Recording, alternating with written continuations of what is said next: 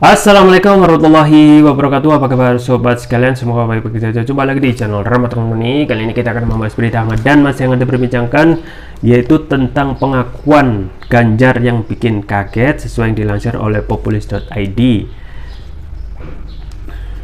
Pengakuan Ganjar bikin kaget, pertengkaran dengan PDIP dibongkar, sekeras-kerasnya pukulan itu diberikan kepada saya.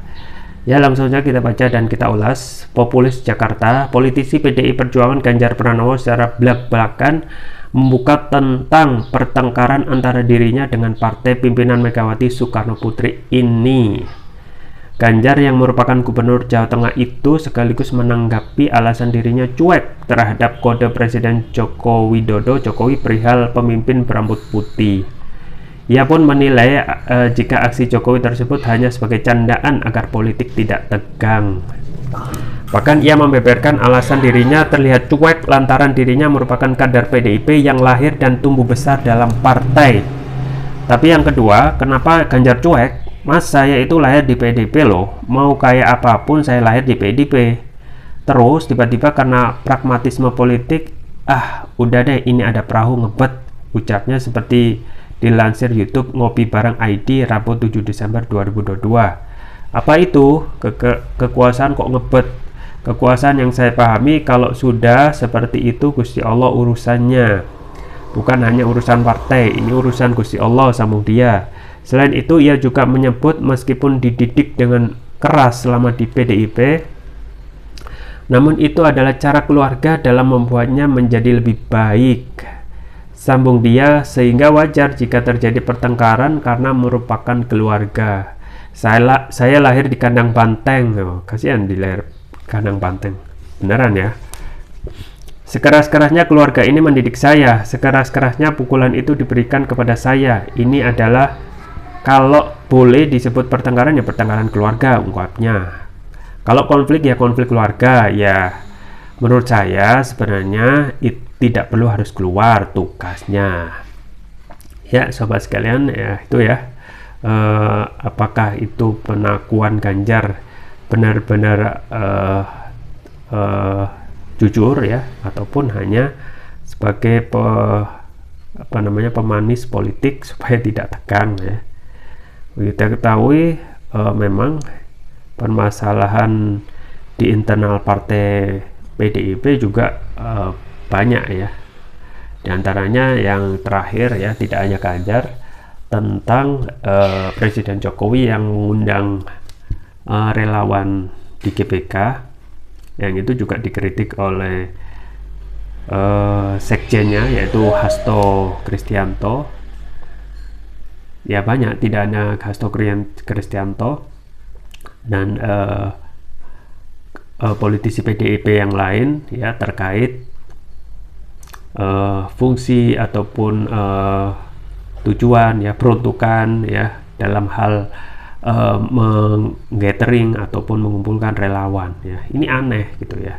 Satu hal ya, tugas pemerintah itu menjalankan pemerintahan, mengurusi rakyat, tetapi di satu sisi justru lebih cenderung ada kecemasan ya untuk dalam tanda kutip memobilisasi relawan untuk hal-hal yang tujuannya tidak untuk mengurusi rakyat ya. Kan tujuan pemerintah untuk mengurusi rakyat, bukan mengurusi relawan. Relawan itu kan sudah selesai seharusnya ya, sebenarnya selesai seiring dengan naiknya Presiden Jokowi ya. Dan sekarang Presiden Jokowi sudah 2 periode dan sudah akan menyelesaikan jabatannya 2 tahun ya, kurang lebih ya. Jadi hal-hal yang terkait dengan relawan itu bukan urusan rakyat. Rakyat tidak mempunyai manfaat sedikit pun dengan adanya relawan, karena tujuan pemerintah harus mengurusi rakyat ya. Masih banyak PR-PR yang harus diselesaikan oleh Presiden Jokowi ya. Untuk apa? Untuk mengayomi rakyat, menyenangkan hati rakyat. Karena ingat bahwasanya yang menjadi tuan itu semua adalah rakyat ya. Rakyat membayar pajak, kemudian dan lain sebagainya, dan semua anggaran pemerintah itu dari APBN itu ditarik dari pajak rakyat. Ini yang harus dipahami dulu ya. Jadi satu hal yang kadang terlihat remeh dan terlihat adanya pemutarbalikan fakta tentang rakyat dan juga pemerintah. Rakyat itu seharusnya menjadi yang mengurusi pemerintah, yang mengurusi rakyat ya. Tapi ini berkebalikan ya. Terlihat sebagai pemerintah itu yang seharusnya di entertain oleh rakyat, dan sebaliknya rakyatnya harus mengayomi pemerintah, kan enggak kan. Satu hal yang ini kalau tidak selesai maka akan terus menerus tugas pemerintah itu untuk mengurus rakyat itu tidak akan selesai ya, dan juga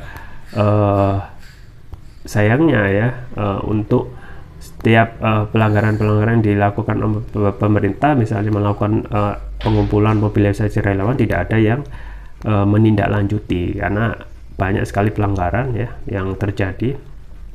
Nah, di internal PDIP kita ketahui banyak sekali permasalahan, dan itu wajar ya. Di dalam partai ada banyak kepala dan juga ada banyak juga kepentingan-kepentingan, dan juga banyak juga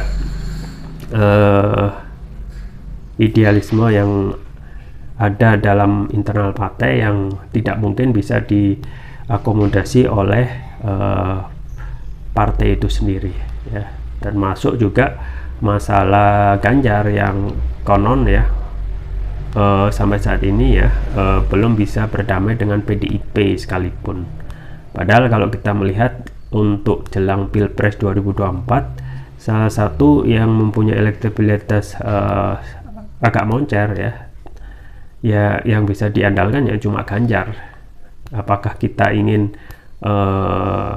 apakah PDIP ingin coba-coba dengan memajukan Puan ya, mengingat Puan dari setiap survei maupun fakta dan realita saya kira elektabilitasnya kurang moncer ya. Nah, sayangnya satu hal yang menjadi ganjalan Ganjar adalah dia kurang bisa step down ya, menunggu instruksi partai dalam hal capres pencapresan, dan juga dalam hal menjalankan kebijakan partai. Nah, ini yang harus nanti ya akan terus menjadi permasalahan ke depan untuk PDIP. Nah, Ganjar mempunyai elektabilitas yang saat ini kalaupun disejajarkan dengan Anies akan menjadi lawan tangguh bagi Anies. Di samping juga Prabowo yang juga mempunyai pengalaman ya, bolak-balik nyapres tetapi gagal, tetapi dari segi kegagalan itu tentu saja Prabowo mempunyai pengalaman tersendiri dibanding calonnya nanti dan 2024. Tetapi itu kalau Prabowo jadi nyapres ya, karena segala kemungkinan itu bisa terjadi. Bisa Prabowo nanti jadi wakilnya bisa nyapres ya, kalau jadi itu dengan PKB dengan koalisi KIR ya, Indonesia Raya, dengan menjadikan Caimin menjadi cawapres. Tapi apakah itu mungkin, mengingat elektabilitas Caimin juga rendah, dan juga kalaupun dipaksakan kemungkinan untuk menang juga kecil ya. Nah, ini juga masih menjadi pertimbangan buat Gerindra dan juga PKB, yang PKB konon memang tidak bisa dipegang ya. Bisa saja PKB setelah ini ya akan melihat ataupun mencari partai yang bisa benar-benar memberikan keuntungan buat PKB. Nah, jadi Ganjar ya mempunyai elektabilitas tinggi ya. Kemudian juga tetapi terganjal dengan permasalahan yang sifatnya teknis ya. Permasalahan sifatnya administratif dari PDIP yang cenderung lebih agresif mendahului kebijakan partai ya. Misalnya pencapresan dan lain sebagainya. Pun juga di satu sisi ya yang menjadi petugas partai, yaitu yang sering disampaikan itu kadang mempunyai kecenderungan untuk Ganjar ya, mempunyai kecenderungan untuk Ganjar dengan melakukan endorse, tetapi dengan cara yang memberikan kode-kode ya, misalnya rambut putih, kemudian wajah berkerut dan lain sebagainya. Justru ini juga bermasalah ya. Di satu sisi ya, kebijakan partai untuk capres itu belum diumumkan siapa yang dicapres. Di satu sisi sudah ada satu kader atau internal partai itu yang ngebet untuk mengendorse, termasuk juga dari petugas partai itu sendiri yang tidak henti-hentinya mengendorse salah satu capres yang menjadi anak putra mahkota ya, dalam tanda kutip. Nah itu juga disampaikan terus-menerus di acara relawan Jokowi ya, kemudian juga di acara relawan GBK yang suka atau tidak suka tentang rambut putih itu pasti akan endorse kepada satu nama tertentu yang kita bisa tahu sendiri. Nah sayangnya Ganjar itu masih terganjal konflik internal ya. Jadi ini masih marah lah, dari keluarga itu masih merah dan marah. Tunggu kondisi itu mereda baru ya, dan kemungkinan akan menentukan keputusannya, yaitu partai Banteng ini untuk menentukan siapa yang akan nyapres di akhir-akhir masa masa akhir pendaftaran capres.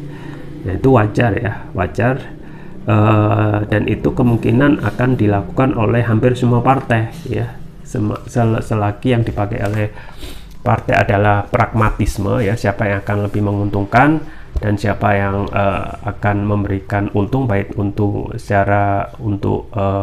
kotel efek dari perolehan suara voters pun juga untuk sharing kekuasaan ya.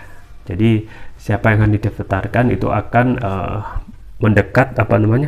akan dilakukan dekat-dekat tanggal pendaftaran capres.